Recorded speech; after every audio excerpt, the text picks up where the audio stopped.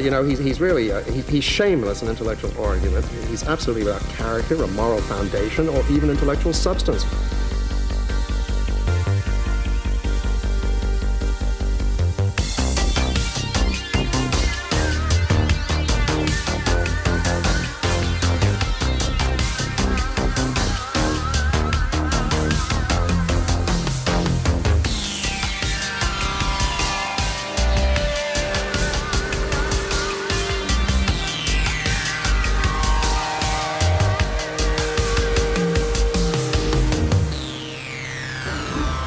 Welcome back to the Getting Lit podcast. Last episode we talked about, what did we talk about? Something about the third person or some shit like that. And like I said, it's very casual. And this episode I'm joined by a very special guest. That's really loud. I'm joined by Leah Lane, the lead singer of Rosegarden Funeral Party, and her drummer, friend of the pod and a former guest of the pod, Dean Adams is here, or Young Dean, as he was called. Hello. Do your Australian accent? I need some water. It's gonna be so loud. yeah, it's gonna be so loud.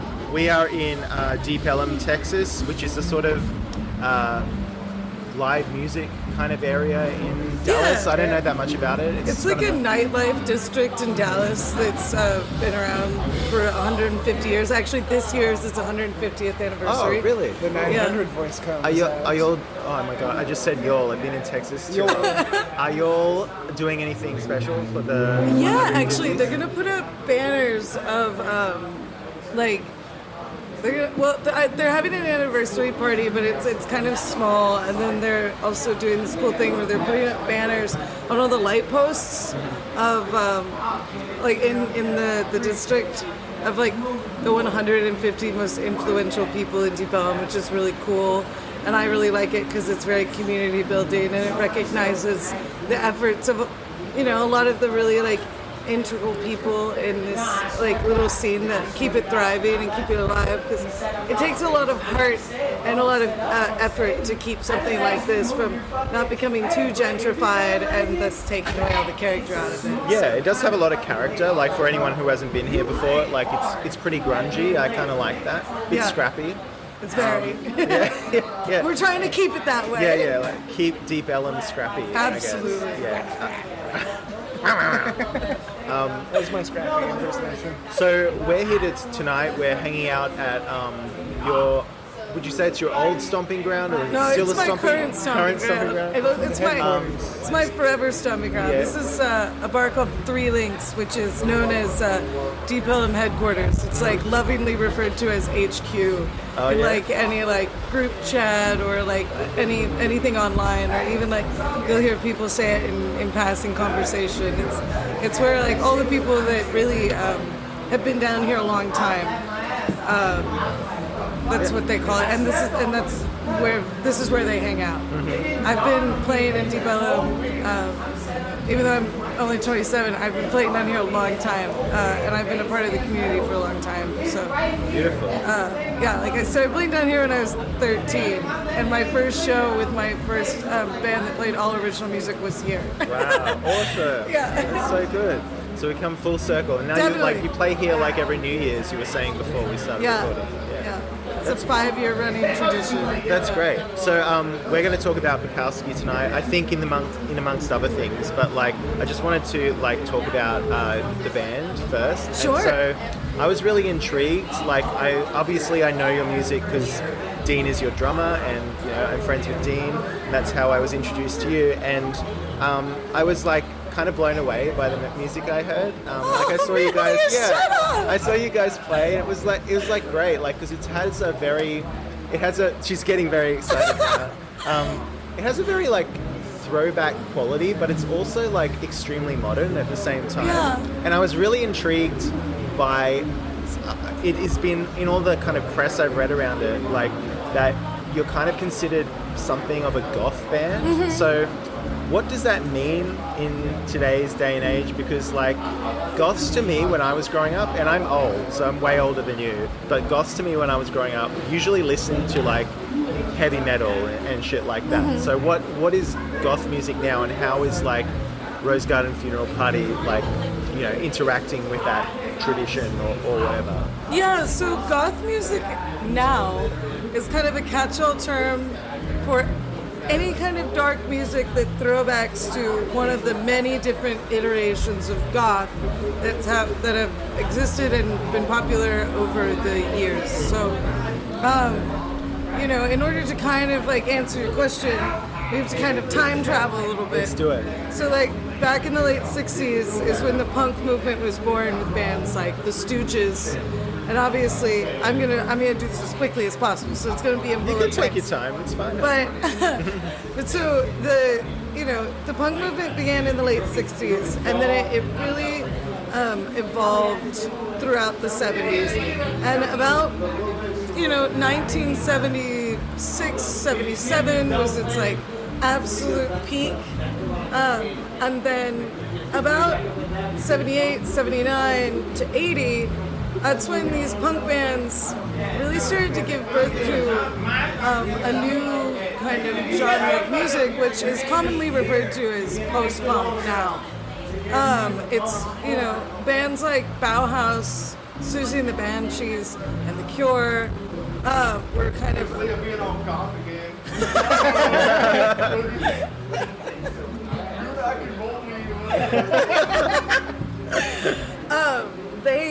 They really... Sorry about that. No, it's fine. It's great. It adds character to the recording. So they really took what punk was, but kind of stepped away from the four-chord mentality and, added, lace and fishnets and crucifixes to the mohawks and Sounds the a bit biker gay. jackets. Well, yeah. And they took a more macabre and baroque and romantic and gothic approach to the music itself and to the lyrics. It's a lot of songs about sex and death and kind of also, it sounds kind of on the nose, but at the time it wasn't, but vampires and, castles and stuff like that. So like about 80, 81, 82, like that really was kind of the birth of goth.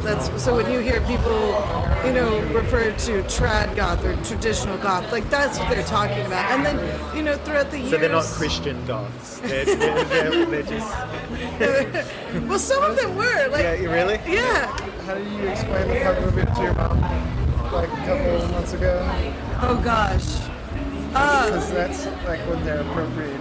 Well, so one of the things that is really cool about the punk movement, I think this is what Dean's referring to, is that punks looked that way as a social statement about you, not them. So basically, they made themselves look as outlandish and quote unquote ugly as possible, as off-putting as possible. I think they're beautiful, but as off-putting as possible in order to teach you something about yourself. It's like if you judge me based on the way that I look, that says more about you than it does about me. Yeah. And that was their ethos, and that was honestly also in their approach to music. It's fast, it's simple, and it's loud, and it's chaotic, and if you don't like it, that says something about you, not me. Yeah. And so I always really resonated with that mentality.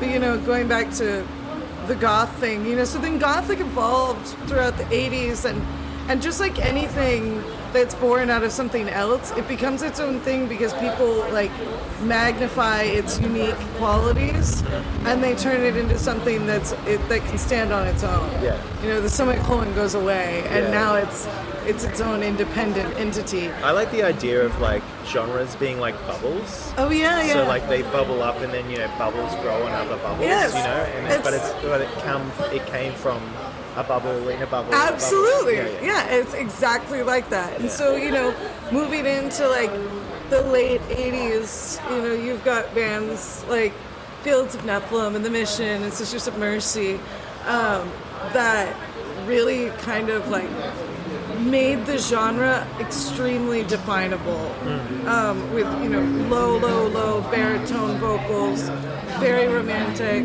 very like almost medieval sounding guitar parts, like very like big like jungle drums. Like when you say baritone vocals, was it mostly a male thing? Mostly, and the women that sang mostly, like the women that sang in goth bands, like for the most part, had lower voices. Yeah. And like into the 90s, it like grew into something like they started taking elements of the industrial scene into it. And, then you got bands that, were making like really, really dark centered, like, like harsh synth-based music. That was not very eloquent, but, and then you also had bands like, oh God, what's the band with the guy with the chain guitar strap? Peter Steele, Typo Negative. It's that also, that's like where grunge meets goth. And so goth, has evolved over and over and over again. And through its evolution, it defines itself over and over and over again. And it is I know that, and I agree that it's not a fashion-based subgenre, but one would be highly mistaken to say that the fashion didn't play a huge role in it, So it centers a lot around fashion, and it centers a lot around an active counterculture movement, You could say something about with the defeat of the civil rights movement in the 70s, like all the like countercultural movements became, or that's all you had. Politics was kind of over with Nixon, and so, we get OSHA is probably the last piece of politics that ever happened in America, and now you have individuals choosing subcultures to kind of find a sort of different kind of social contract, different kind of way to relate to each other, and find some kind of liberty and freedom, and that kind of the face paint, at least with goths, is kind of like the punk mentality of like it says more about you and your bigotry and all that stuff. Yeah. It seems like a throwback in so many different ways as well, because it's sort of like it's a throwback to the Victorian stuff. Absolutely. The lace and the corsets. Absolutely. And all that sort of stuff. And that as well is a throwback to romanticism. Absolutely. It seems like a very darkly romantic kind of genre. Yeah, look, the way that like I've described like, the true kind of goth aesthetic is just a very macabre take on the Victorian aesthetic with like a modernized, almost like kink flair to it. They're not quite as cringe as like steampunk or something like that. No, let's not talk about steampunk. I'd like your listeners to think I'm a very nice girl. I don't want to get angry. We love bowler hats and monocles. Yeah, get your gears out of my pit. So where does Rosegarden Funeral Party fit into all this? So I really think that if we're really taking all of history into account and trying to like accurately place Rosegarden in a genre that's defined by hindsight, I think that we're a post-punk band. Like we're not dark enough, in my opinion, to be like a traditional goth band. But we do have a lot of the same elements. I think that we sit in the post-punk realm. And it's funny too, because like my biggest influences with Rosegarden are not even like a part of the traditional goth or traditional post-punk scene. Like most of my biggest influences are of like the second wave of post-punk, which was, most famously, it was bands like Interpol and bands like The Killers and White Lies and Editors and even The National. You know, those bands are really where I took the majority of my influence from. And those were 2010 bands, early 2000s bands. So, yeah, Rosegarden's a post-punk band. Okay. But I will say, like, being a part of the goth community is so cool because it's so inclusive. You know, whether you play, like, you know, dark wave or post-punk or goth rock or punk or new wave or you're playing new romantic music. I mean, all of these styles of music are accepted under the goth umbrella or in the goth bubble. On the goth bubble, rather. And so being a part of this scene is wonderful because you have an audience that's very devoted to its sonic aesthetic and its visual aesthetic, and they're through that devotion, they're very supportive.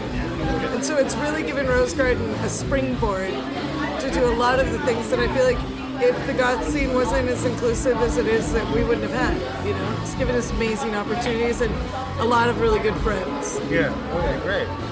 These are people who also really love listening to music, which is, to me, I was like, oh, these are people who just like dressing in black and romanticizing their pain, but it's like, oh no, they like really are listening to the music. And that's something that you don't really get a lot in even like, you know, like Luke Combs, you know, those people, the audience is going out to drink and get fucked up and to, you know, have unprotected sex with their drunk girlfriend. So they've got the music autism kind of. Absolutely. Absolutely. It's just like they're listening to. Yeah, because like you got the spellcasters in front, and you just got like people just like focused, death staring the music. Really not dancing or anything. Yeah, because they're just ears. They're all ears, which is dope. Interesting. Yeah. What's so incredible too, like to that point, is I'm a DJ as well, and I DJ primarily goth clubs and goth events. And one of the things that will never stop amusing me about this beautiful community is that you can play something as harsh and as, you know, kind of generally regarded as off-putting as like Einstürzen and Neubauten, which is a German band from the early 80s that they only used like construction equipment to record their music. And, you know, you can play that into like Blue Jean by David Bowie and they all just get equally excited for both songs. And so it really shows the range of what they listen to. When Dean says they're music lovers, they're accepting, like, and they are tolerant music listeners. They want more all the time, and they're not confined by any sort of like, I don't know, like expectation of themselves to just like a certain thing. You know, I used to be in psychedelic bands. And when I was in psychedelic bands, it was like, man, we hated the rock and rollers. So we're like, that's not psychedelic. Like, you know, so anybody who played like power pop, like, or, you know, something like, you know, like a kind of like blues-oriented rock band, like Led Zeppelin or something, we just hated that. Because it wasn't weird. It wasn't the first Pink Floyd album, so it wasn't our scene, and ew. And goths aren't like that. And so I also think it's cool, like their mentality as people, like they do romanticize pain, and through that romanticization, okay, it's such a hard word to say. They have a lot of empathy, so they're not mean people. And you know, they understand their own pain, which makes them more sensitive to others. It's just another way of saying what I just said. But it's a really beautiful thing because that empathy makes them incredibly accepting and welcoming, and you know, you can look however you want and walk into a goth club, and I guarantee you'll make some friends. Like as long as you're down to dance and, you know, like talk music, they're happy you're there. And I love that about it too. It's a great. There is enough treachery, hatred, violence, absurdity in the average human being to supply any given army on any given day.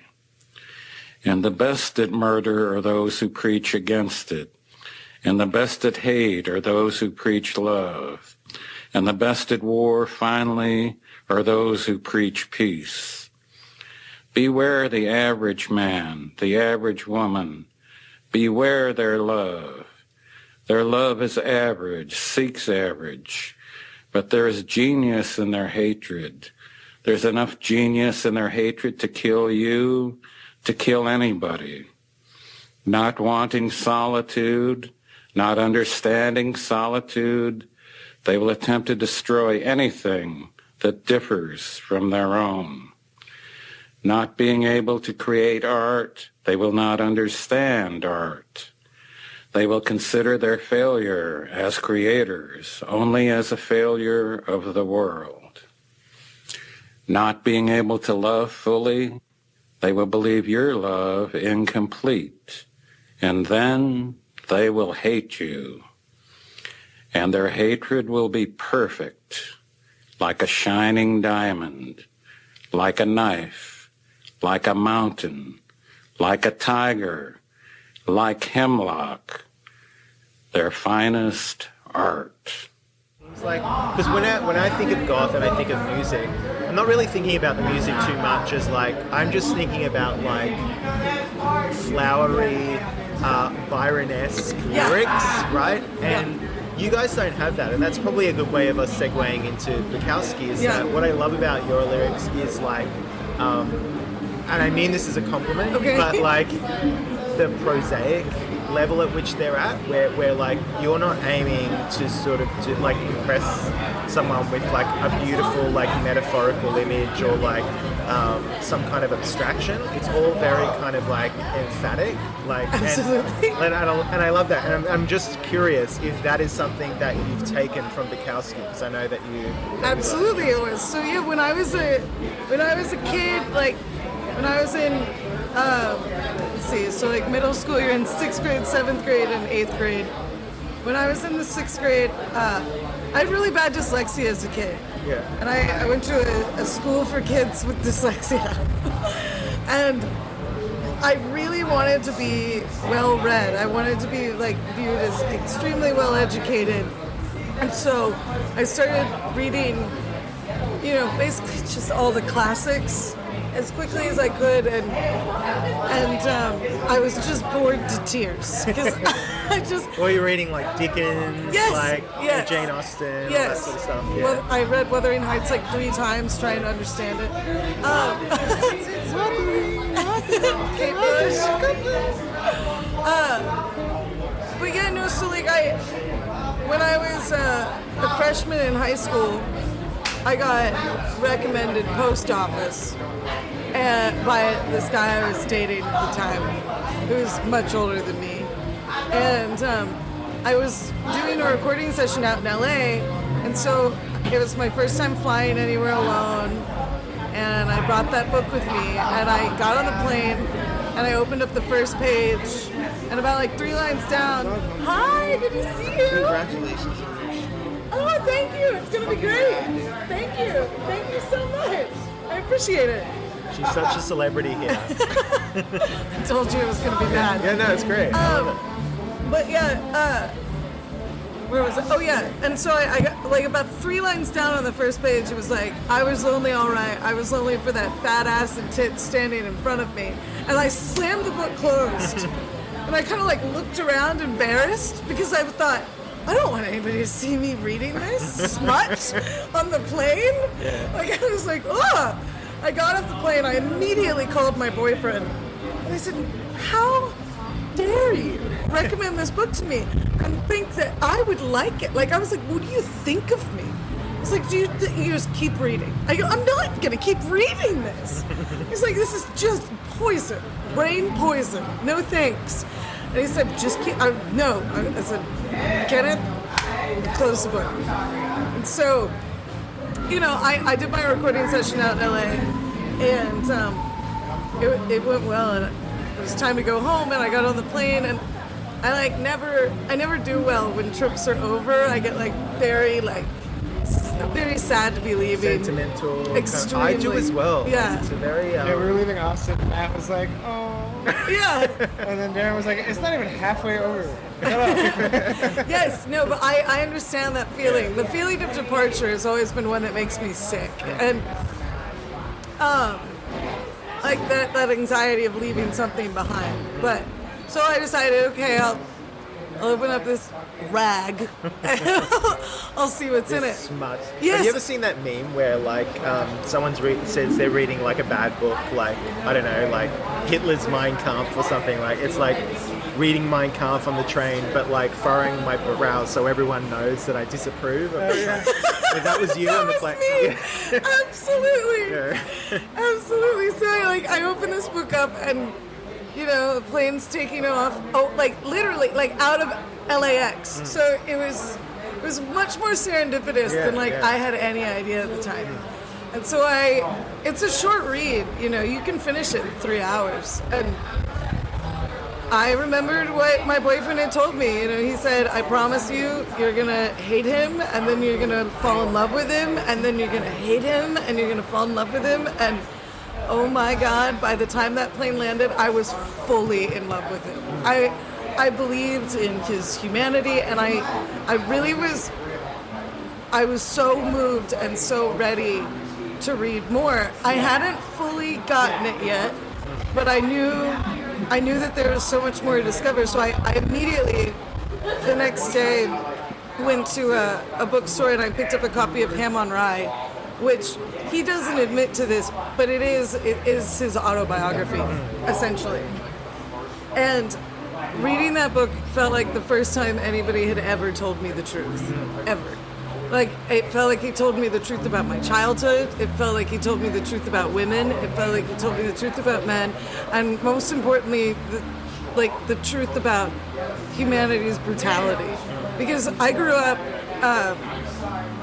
in a pretty abusive environment, but it was very confusing for me because terrible things would happen and then it would immediately get swept under the rug. So I felt like I lived in this dream state where I didn't know really what was real, and I didn't, it was confusing. I didn't know if the things that I felt were real. I felt like the world was ugly and harsh, but I believed in it and I loved it. And Bukowski told me, no, the world is ugly and harsh, but you're right to believe in it and you're right to love it.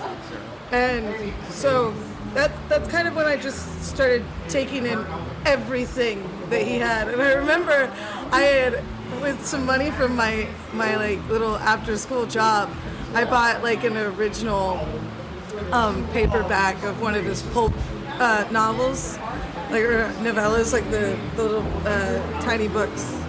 And it was called To Bring Me Your Love. And it has some very raunchy images drawn in it. Drawings in it. It's an illustrated Bukowski short story. That's the most accurate way it can be described. I still have it. It's on my bookshelf. And my mother found it and lost her mind.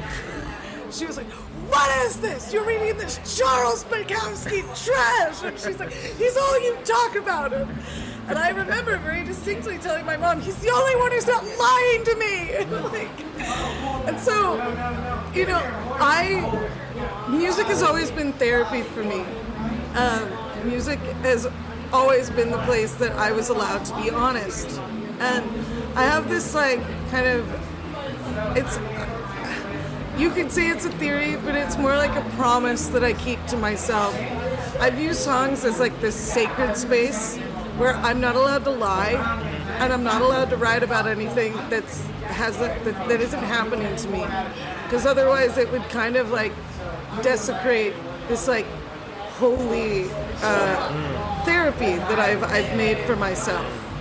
And so I don't lie when I sing, and I also think that when the way that I write songs is I sit down and I pick up a guitar or I sit at the piano and I just start singing.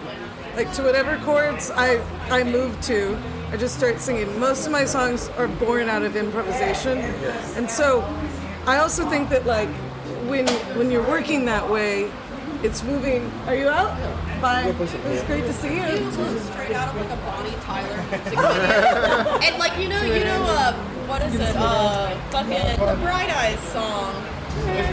Totally looks like her. Have you ever seen that music video? Yeah. And she's running down the corridor. Okay, yes, that's you. So really nice to meet you. You look absolutely fucking Thank you. Later. Bye. I'm keeping all of these in, by the way. So it just gives so much flavor to like, yeah. By the way, I should have mentioned that Leah looks incredible tonight. So like sweet. everyone's like, oh, you look amazing. Yeah. But so I create this like, thank you.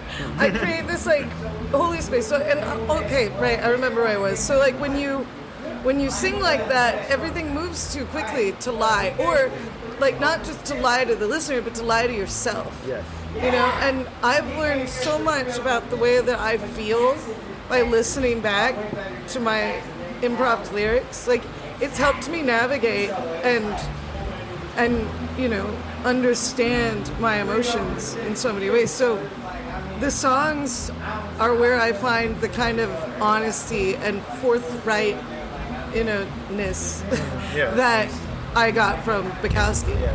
So yeah, he was a huge influence on that, and he mainly killed my desire for metaphor. or ornamentation. Yeah, or ornamentation at all. Like, and it's something that I don't like in really anything. Yeah. Like, I just want you to give it to me straight. I like all cards on the table. I like to see it, and I like things to be viscerally real and brutally honest. And I like to live life sharp. Yeah. Like I like a sharp knife. Yeah. And so, yeah. I mean, for those who don't know as well, like his stuff, his poet. I haven't read the books, but I've read the poetry, and the poetry is very like I was saying before, prosaic. Like it's almost like just lines from a movie or something like that. The way he writes is very gregarious in a way, like in that he's almost speaking to you as if like we're speaking now, right? Like he's like giving his thoughts, holding court or whatever, and doing it in a very kind of honest, kind of raw way as well. Like without any like, he's not talking about like the the bluebird like chasing across the sky reminded me of your blue eyes or something like that. Right. It's more like it's more direct. Absolutely. But even when he does use metaphor, it's quite similar to the way that like I will dip my toe in metaphor, where it's really it's flowery language, but it's quite literal. You know, like I have a unpublished manuscript of one of his poems that I bought for an inordinate amount of money when I was 17, hanging on my wall in my apartment. I've seen it. It's very well placed. It's beautiful. Thank you. It's signed. It's from his typewriter. It's amazing. But he compares humanity to a sleeping dog in it. And that when awoken, it's at its best, good at violence. Yeah. And that's a metaphor, but it's a very literal, very visceral metaphor, and it doesn't take a lot of patience to understand what he's saying, and maybe that's my problem.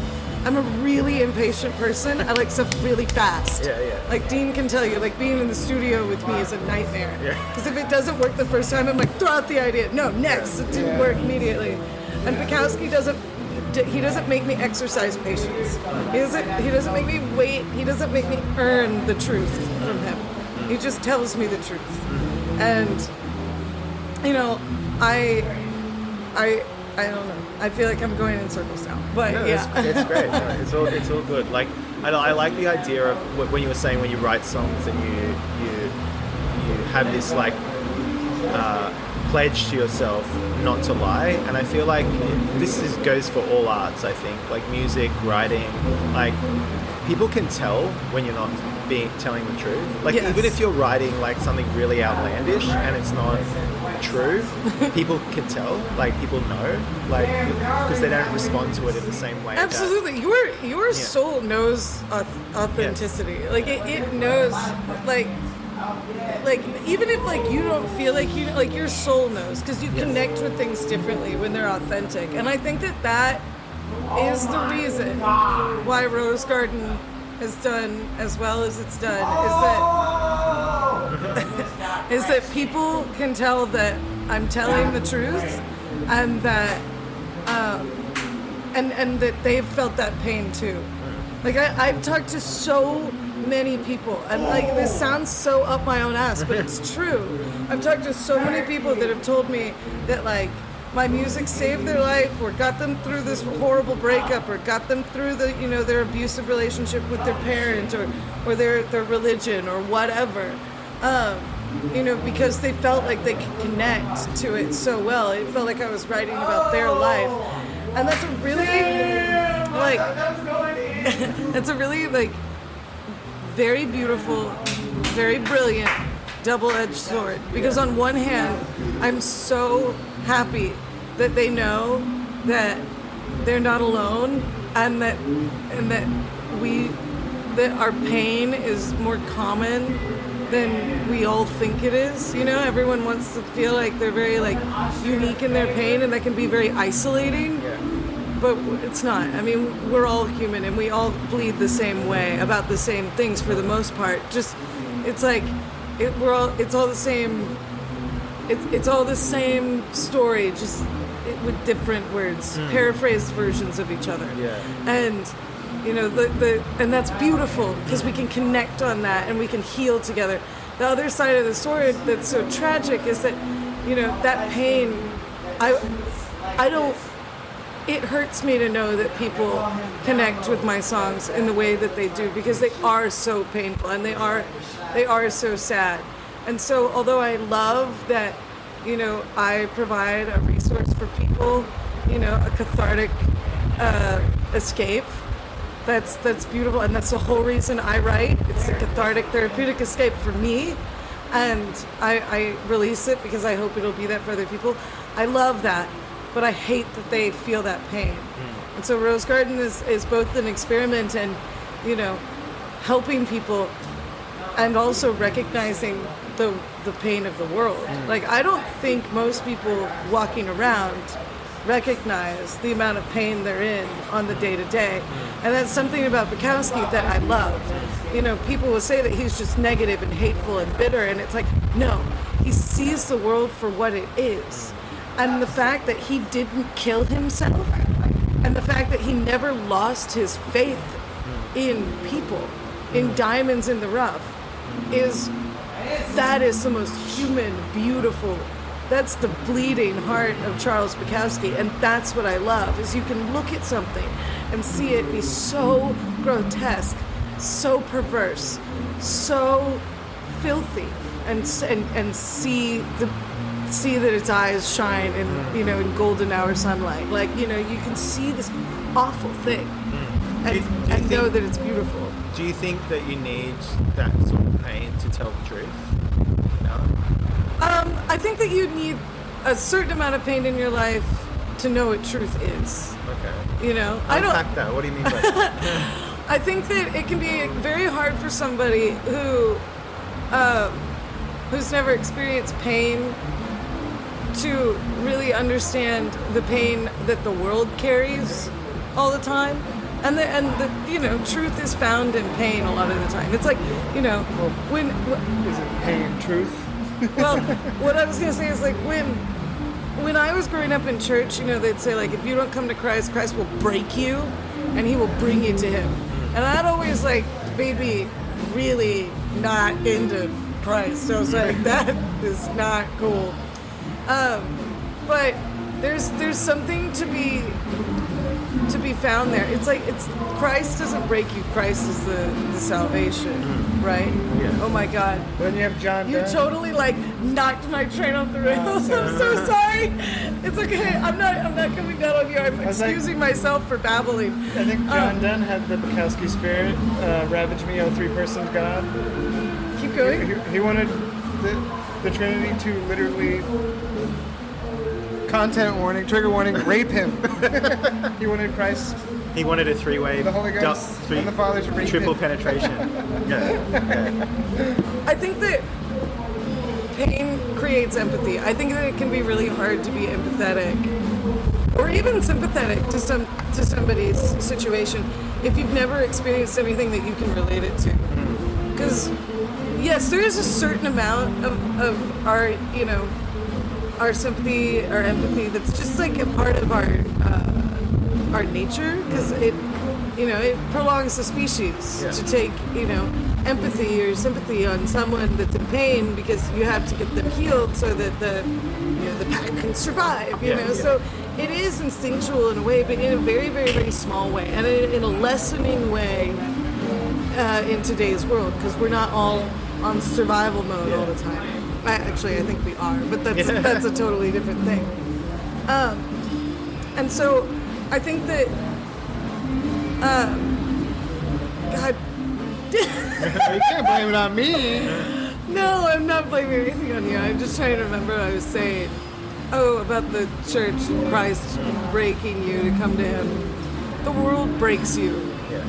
And through that brokenness is where you kind of define who you are. And now I'm getting way off the rails because I'm just trying to find my point in the days of my brain. That completely makes sense. You know, Okay. Yeah. But yeah, what? I don't know. So not to quote Flannery O'Connor here. Yeah. But violence shows you basically the truth that you take with yourself into eternity. So the violent situation shows you exactly who you are. And that's why her work always deals with violence. Well, that's cool. I mean, because there's a book of Bukowski's poems that mirrors the sentiment, and it's what matters most is how well you walk through the fire. Yeah. And like what matters most is how you walk through the fire. And like I've always thought about that, and I've said that several times to my brother and my mother in difficult situations, because life is like, I feel like your character is defined in that moment when you, because everyone can recall that moment in their life when they realize that their parents weren't perfect, you know, that their parents were just as fucked up as they are, and it's just as fucked up as everybody else is. And it's kind of in that moment when you realize that the world, like, you know, it's not even once you escape your parents' house that life becomes wonderful. Life really never becomes wonderful. You become wonderful within it. And the only way that you really truly become wonderful is when you recognize the truth of life and decide to love it anyway. And that's the kind of love that Christ like gives to you. Yes. Is that, you know, He looks at you and He sees you as broken and as, you know, completely filthy and a wretch, but He loves you anyway. Like, and that's, you know, that's kind of the love that we all aspire to give the world, right? So, yeah, I mean, I do think that you have to know pain to know truth, because without pain, why do you need to know the truth? And you have to know truth to make good art too. Absolutely. I think. And so I think. Well, Bukowski didn't start writing until like way later in his life, and that's exactly why. Yeah. He didn't start writing when he was young because he said he had nothing to write about. He wasn't a man. He had no stories to tell.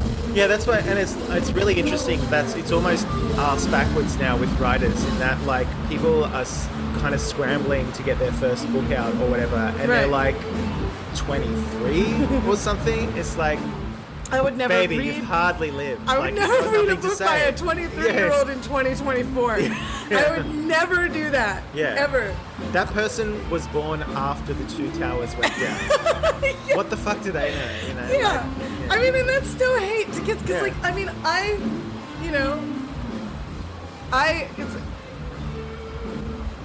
I wrote these songs, you know what I mean? And so like kids have things to say. Yeah. But it's like, you know, I agree with you, but I just want to like, you know, make a little window there that keeps me consistent. Because I am saying I'd never read a book by, you know, 23-year-old born, you know, or in the year 2024. But I write music. And so it's like the same thing, and I'm about that same age, so just for the sake of consistency. You're a bit older than that. It's fine. I'm 27, for the record. I was alive for the Twin Tower collapse, although I don't remember it. But Yeah.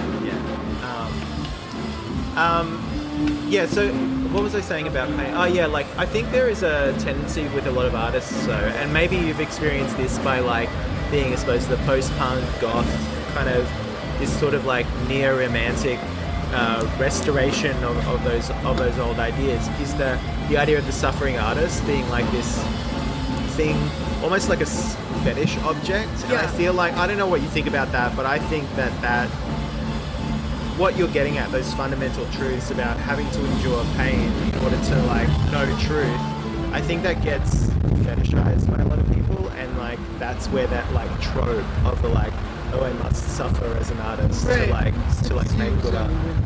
Well, you know what's funny about that is you don't. Like, I mean, you have to suffer, but you don't have to force the suffering. Yes, because everyone suffers. Absolutely. That's almost a Buddhist point, I guess. Like life is suffering. Yeah, life is suffering, and 6 years of calling myself a martyr. Right, but and glorifying my pain. So he's quoting one of the songs on my most recent album, which is From the Ashes, and it's me admonishing myself for the way that I lived the last 6 years of my life. So it's. And how was that? Well, how did you live the last 6 years? I lived that life as a very like performative, tortured artist in a lot of ways. It's like I was a drug addict, and I was an alcoholic, and I chased after people who were never going to do anything but hurt me, and I knew that, and I chased them anyway because I was a chaos junkie, and I did it because I felt like punishing myself, hurting my heart, you know, like gave me some medal of honor. Like I was sanctified in my pain. And you can be sanctified in pain, but not like that. Yeah. Not like that at all. And so, you know, the lyrics are 6 years in winter, 6 years in the dark. And I'm not a writer. Serpents and phantoms tear me apart. So like bad people and my past. I don't have to explain that to you guys, but 6 years on fire, 6 years at the stake, calling myself a martyr and glorifying my pain. So it's like, you know, I mean, that forced, tortured artist thing is so, it's so naive. Because it's not authentic. It's not authentic. And once you realize that you've been through torture, you already are, like, you're still going through torture, and you always will be going through torture, that life is its own kind of torture, even with its beautiful moments. Its beautiful moments are only there to kind of poke you in your darkest, you know? That's like why nostalgia is such a strident, kind of ugly bell, you know, in the distance. It like never really feels good, but it's like you want more of it. It's like a drug. And so, you know, like one of the lyrics in the song that I like the most is I never don't lose your life, don't make the same mistake. I never want to see you hurt yourself for healing's sake. Because that's that kind of like false trying to sanctify yourself through pain. So, yeah, I think the tortured artist trope is kind of, it's naive, and it's a very like young thing. And I don't mean young as an age, I mean young like in the mind. Yeah. And Bukowski knew that and hated it. Like he hated that whole thing. That's why, you know, when he would do those poetry readings, he'd get into fights with all the young tortured quote unquote artists. He'd like throw beer bottles at them and like refuse to read, and like, because they hadn't lived. They were like these like good looking college students, you know, like he never got to be a young good looking man. He was like, he had like horrible cystic acne that kept his face like entirely bandaged up his entire youth. He was an incredibly lonely, rejected person. And so he knew real suffering. You know, he was horribly abused by his father. And, you know, like had this, you know, growing up, he was relentlessly abused. And and tortured by the inhuman nature of the people around him. He saw it in the parents, he saw it in the kids, he saw it in the school teachers. And then when he finally became, a young man, he was plagued by this like physical affliction that didn't like affect his ability to walk around and be a part of society like in any real way, but it did, because it destroyed his face.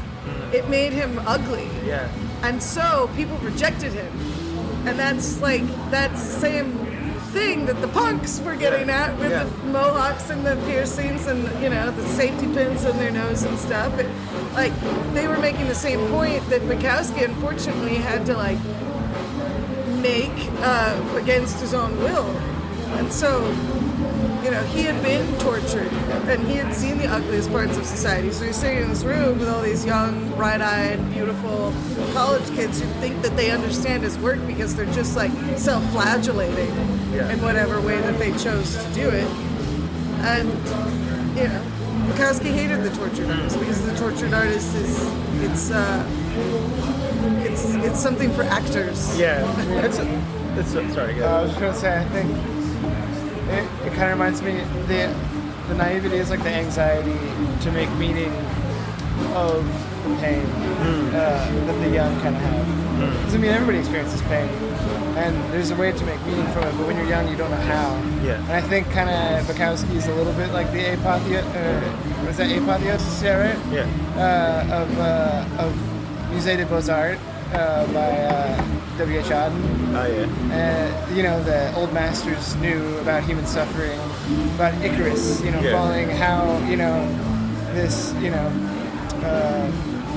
naive and stubborn young man flies toward the sun with wax wings only to fall into the ocean and die, while everybody else just went about their business. They didn't see him, so that real suffering is never regarded. It's never seen. And that's kind of the point. The truth of suffering is that you are kind of alone, but it's up to you to kind of, to reach out in a certain way. But I kind of lost my train of thought. Yeah, that's right. I was trying to make a point. Yeah, no, you made it well. One of the things that I think it's interesting because you guys were mentioning Christ before, and it's interesting how that impulse to self-flagellation, I don't know if that's a word, self-flagellating, is kind of like a weird, it seems like a very Western thing, because that's the main story of the West is the Christian story, and so it's that's what they go to, that archetype is what they go to, is self-flagellation, and but obviously it's not authentic, it's not, you're not the incarnation of God, you're not suffering for everyone else. Right, you're not being suffering. persecuted. Yeah. So but it's interesting that they go to that impulse, because that's I'd be interested to see what young people in other cultures do, whether that's what they go for, that suffering, tortured artist sort of thing, or if they go for something else. I don't know, I'm not sure. I don't know, ask the kids at Sarajevo. Yeah. But in terms of Bukowski, yes, I think that's that point you made about the physicality of his pain was really apparent. And so I think he's got a bit of a reputation as well, particularly around certain gender stuff, his attitudes towards women. And also, this is something I wanted to ask you as well. I actually know a few women who are really into Bukowski. I know way more who really hate him because of his, shall we say, colourful language about certain types of women. And it's certain types of women. Yeah. If you hate him for the way he talks about certain types of women, you're that bitch. Yeah, maybe you're taking it personally. I never took anything he said personally. Yeah. Because I felt like he was giving me a roadmap on how to not be that woman. What did Nick from True Detective, what's his last name? Nick Pizzolatto. Yeah. Pizzolatto. What did he say about if you hate a fictional character, you should ask yourself why this fictional character is bothering you so much. Yes. And how it reflects on you. Yes. And, like, what parts of you are you embarrassed and hateful towards? Yeah, when you're annoyed by a character who is most likely written to be annoying and to annoy that kind of person. Yeah, exactly. Yeah. Never mind. Oh, the women thing. Yeah, so I really enjoyed Women, his novel Women. I felt like I was finally, like as I've said so many times, being told the truth about a lot of what I had experienced with women in my life. Growing up, I never got bullied by men. You know, like they talk about being a musician, like being a female musician, about being this boys club. Well, it was never a boys club for me. I was always accepted, like into the groups, and you know, I did have to work hard to prove myself in those groups, but that's not because I was a girl. That's because I wasn't the best player in the groups, and I don't think I was shoved in the back of band photos because I was a girl. I think it was because I wasn't a primary writer. I never took it personally based on my gender. I think that, you know, my biggest bullies growing up were all women. And I think what Bukowski highlights in Women are very real issues that a lot of women have, which is, you know, like flightiness and jealousy and insecurity and possessiveness and a drive to control, you know, what they feel they can't control, and, you know, a desperation and a constant seeking for approval and it never being enough. I mean, he's telling the truth about what goes on with a lot of women. Now, you could, you know, once you accept that, then you can say, well, okay, well then what about the way that his characters treat women? And it's like, well, okay, his characters aren't supposed to be like knights in shining armor. I mean, his character is himself, and his characters reflect himself, and he is a brutalized man who's dealt with just rejection after rejection after rejection his whole life. He's a grumpy old man. Like he's a grumpy, dirty old man. And you know, I've known a lot of those guys in my life, and I've loved them. You know, and so I don't think that there's a problem with the way that he talks about women. You can, like I said, one can make the argument that they don't like the way that he treats women, but I mean, you don't have to sleep with him. He's dead. Like, you can just learn from him, you know? So that's kind of where I stand on that. I told you the story about that girl that walked into my apartment, saw my signed copy of Women on my coffee table and ripped the cover off of it, freaked out on me, then slipped in a puddle of beer and made her boyfriend leave the party and take her to the hospital because she thought she broke her ankle. It's like...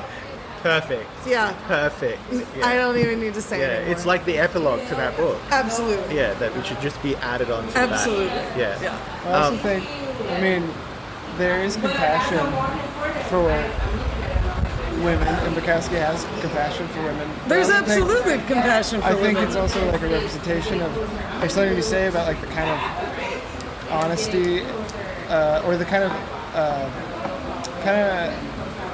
excavating what was underneath the sort of like facade of masculinity of like the 70s, and he's kind of like bringing it out of the brown puddle and being like, well, this is kind of what men are like. It kind of reminds me of like Joseph Conrad. It always goes back to Joseph Conrad. I always go back to that. He's my favorite, one of my favorites. But he gets a lot of bad rap for exposing, the limitations of British colonialism, but also his sexism, because he told us a female writer about, she was a critic, and she said that Heart of Darkness was just so macabre, and he was like, you just don't understand the world that men live in. And lots of people dismiss him as being sexist at that moment, but I'm like, no. I mean, this guy tells the truth about the failings and the horrors of British colonialism, and what it was like to be a captain of a ship. I mean, this is what men are doing. Yeah. Like, this is straight up. And if you find that macabre, then it's kind of like You what. just don't understand. Yeah, I mean, it's It's kind not of. macabre, it's like very real. Yeah. It's extremely real, and that's like the kind of thing that James Baldwin is like when you see a homeless person on the street, you're in danger. Yeah. Like, because that man is you, that woman is you, and that woman is a part of you, and you are responsible for her in a certain way, and that's kind of that's kind of the thing when you do brush off certain kinds of art and truth, and going back to the art and truth game thing, where it's like the truth sucks. Yeah. Nobody wants to hear the truth. The truth will make you pissed off, and you'll reject it until it like finally comes for you. Because the truth is hungry for you as well. It's almost like, it's like a stalker. It really will find you in the worst of times. Yeah. And if you choose to pick it up and have the grace to kind of like to find or to like command it and use it for your sake and for the rest of humanity's sake, then that's great. But most people don't. Most people run away and are scared. And everybody has a moment where they just reject it. You have to. You got to survive. Yeah. And that's why you start acting all violent toward yourself. Yeah. Act like a dog. And particularly as an artist, you do have to survive and tell the truth, Hey, it's good to see you, Moses. Been too long. I know. I've been in hiding, but I'm back. It's great to see you. All right. Do you have any other thoughts on Bukowski that you would like to share? I would just, if anybody listening hasn't read Bukowski and all you've heard are rumors about Bukowski, I would actually take some time, and I wish that I had read Ham on Rye before Post Office. I would sincerely encourage you guys, don't jump into his poetry and or any other novel without understanding the man behind what you're reading. Like, read Ham on Rye, understand him as a person, and then start going through the rest of his works, because once you understand him, you'll feel bad forever believing any of the terrible things that people have misunderstood about him, the terribly important misunderstandings, and I think that anybody who's had an abusive childhood will really benefit from reading Bukowski's works.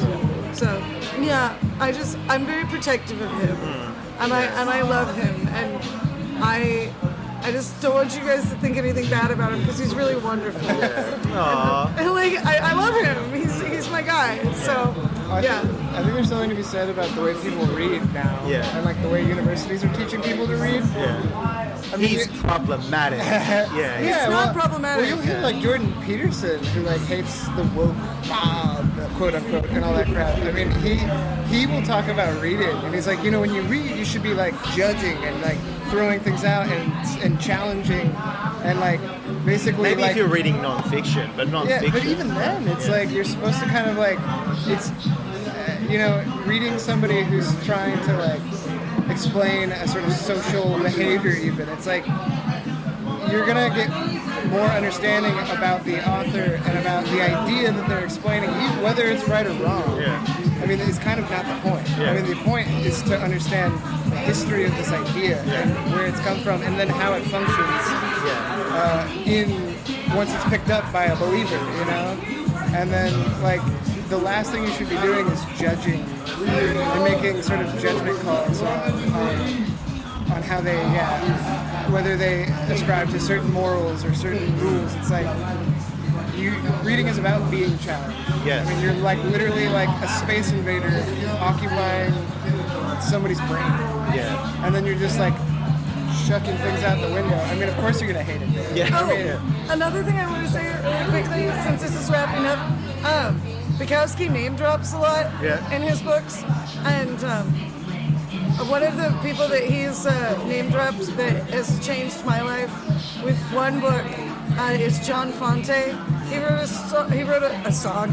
He wrote a book called Wait Until Spring Bandini, and that is like It's an absolute masterpiece that doesn't get nearly enough attention. I could talk about that book specifically for hours and hours and hours. We'll have you back on one day to talk about it. Oh, please, please. Anything else, go read Ham on Rye by Charles Bukowski and wait until spring band meeting.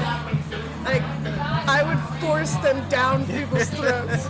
But yeah, okay, that's all I got. In the meantime, though, you will be headlining a festival in Dallas. So I have a few Texan listeners. So did you want to plug that? Let them know what it is and all that sort of stuff? Okay. Okay. Well. Yeah. My tortured artist voice just went away for a minute. Sorry. Now she's ready to shill. Her hotel now she's ready to shill. Okay, guys, so like I booked a fest. You're Paris Hilton testifying in front of Congress. No, and I'm like really excited. I booked a fest in Dallas. I'm really excited about it. It's all modern goth bands from across the country that I'm either friends with or I met on tour, and that's how I became friends with them. I brought them all to Dallas for a really special night. It's a completely DIY fest. Just my bank account's invested in it, which is really cool because it is the purest definition of just artists supporting artists. Just putting into the scene with no expectation of getting anything back. And it's this Saturday in Dallas.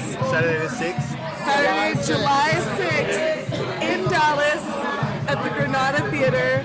It starts, doors are at 3 and it'll be over by midnight. And I know you have Sunday off and it's a holiday weekend here in the States, so come hang out. It'll be a good time. I'll be there. It'll be great. Matt will be there! All right, Dean, did you have anything to shill or like add to that? He'll be there too. He's playing the drums. I will be there. I'm playing drums in 2 bands. We should follow this up with the Tom Waits. We should what? We'll follow this up with the Tom Waits episode. Yeah, let's do it. Yeah, he's a writer of and he loves Bukowski. That's his main, main writing influence. So this would be a good duo. Beautiful. Stay tuned for the Tom Waits side B. Let's do it. I really like his song "Big in Japan." That's my favorite. That's a great one. Yeah. Anyway, thank you, Leah, for joining me tonight and like exposing us to Deep Ellum and like. I'm so happy to be the one to expose you. Yes, I love that. I do have one plug. All right. Listen to From the Ashes by Rosegarden Funeral Party. Yes, of course. Of course, I'm going to link all of this and the tickets for the concert We as dropped well. an album on March 26th or something like that. And you should listen to it because it's cool. Yeah. All right. See you guys. Bye. Thanks, guys. Bye. Bye.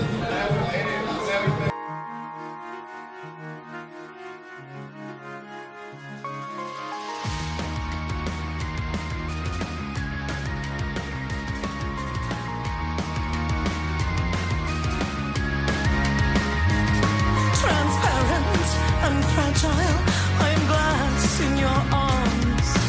Words of water spill from me like the releasing of the doves. My armor does not hold. My weapons have all broken. In this new blue room, few words are left unspoken.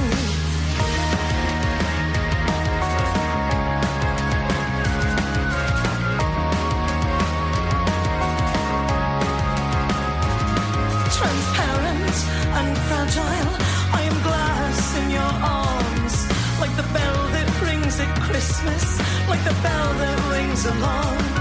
I won't paint you in the red chaos of the others. You are the new pale blue, the dawn of 1,000 summers. Oh, don't let me forget who you are when the past comes back to haunt me.